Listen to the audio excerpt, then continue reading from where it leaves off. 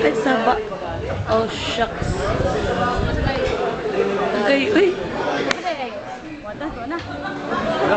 Niadtong panahona, 2,000 ka tuig na ang milabay.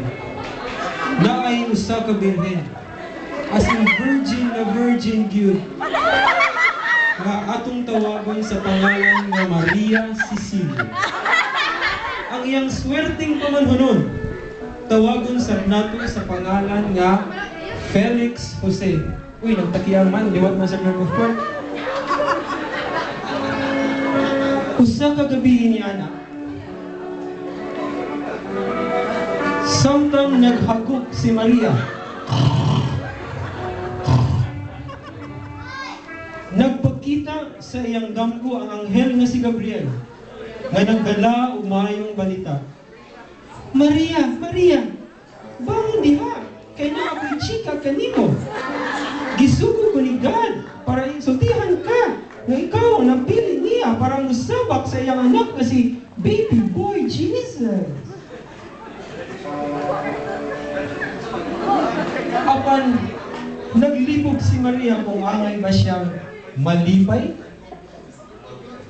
o mag-uol sa maong balita. On the one hand, excited siya to know how it would feel nga siya ang mahimong anak sa anak, siya ang mahimong inahan sa anak ni God. On the other hand, she feels awkward, kaya it's as if she's torn between two lovers.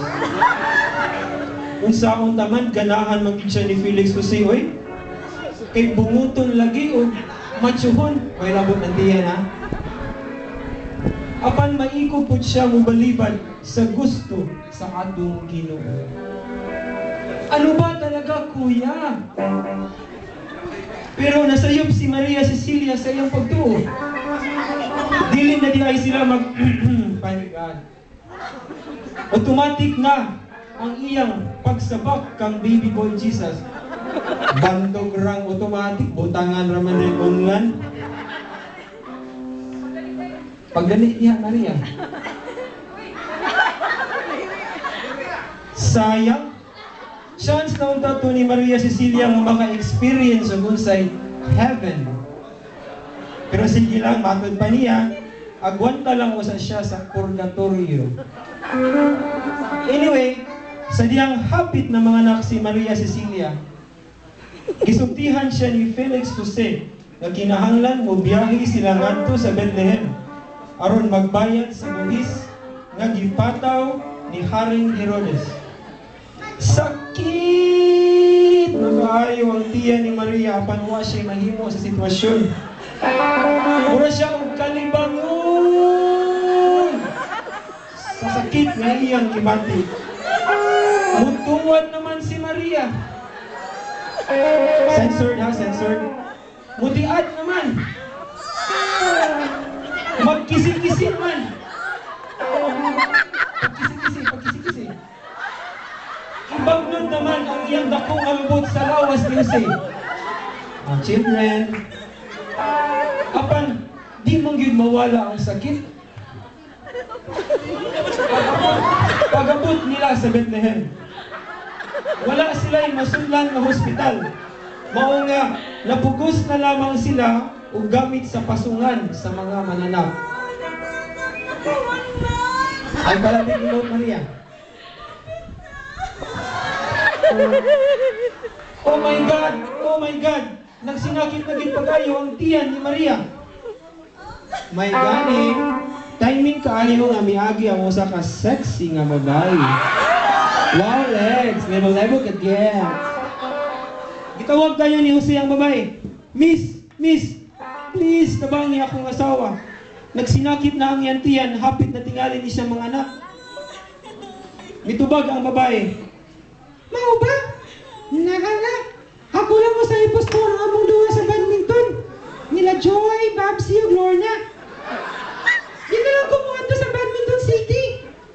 Nagdali-dali dayon sa pagkuha sa iyang cellphone ang babae. Hello, Babsy. Babsy, inas lang Ma'am Joy ha, nga dili ko makaduha karon. Sambit sa babae. Paghuman niya og tawag, miduol siya kang Jose. May gali, dili orasan sa cybersex sa akong bana. Dili gidud ako makatabang ni Mrs. magpaanak. Apan, this is it. Murag mga anak na gyud si Maria. Bisinggit dahil ng babae. Utong pa! Sige pa! Utong pa! Pero lang utong-utong ni Maria apan wa gihapon mo gawas si Baby Boy Jesus. Sa dihang dili na gyud ma-spelling ang naong ni Maria. Diha pa ni gawas ang usa ka bata nga lalaki. Bata ba ni?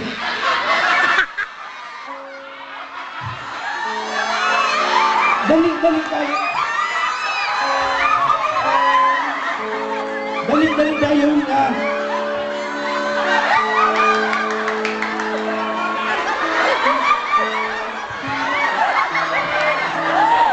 Dali dayon nga gikuha.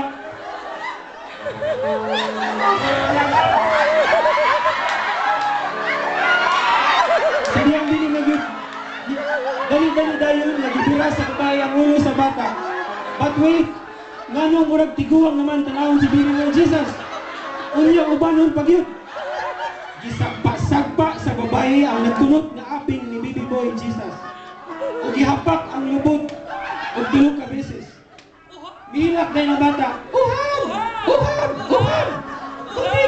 Tutay ko mama! Utong ako! Salpit ni Baby Jesus. Gikugos dayon sa babae si Baby Boy Jesus aron dadon ngadto kang Maria. Pero mikakos pag-ayo si Baby Boy Jesus sa babae. Dili di ay siya musugot nga ihatag siya kang Maria kay uhab kuno unsa kaning uhab. Asa man dapit. Pero kay gigutom na lagi, napugos siya sa pagtutoy sa matambok na dukha. Milingi dayon si Maria kang Jose, mingon. Don't worry, Jose. I'll make sure na dili mo mag-away ni Baby Jesus when it comes to breastfeeding. Duha man ikabuok, tagsa mo. Ikaw sa gabi, ang bata sa adlaw. Ugwa sabdi nga miabot ang tulo ka hari para muhatag sa ilahang tagsa-tagsa kagasa. Si Haring Melchor mihatag og tambal para sa nervyos. Si Haring Gaspar mihatag og wahab nga munay, paborito ni Baby Boy Jesus. Og si Haring Baltasar nagdala og usa ka box nga puno sa minutes. Aha, murag masagmit na tingali ni Baby Boy Jesus ang minutes si Judge Buaya. Judge Buaya, where are you? No problem ko na Judge. Ingon si Baby Boy Jesus.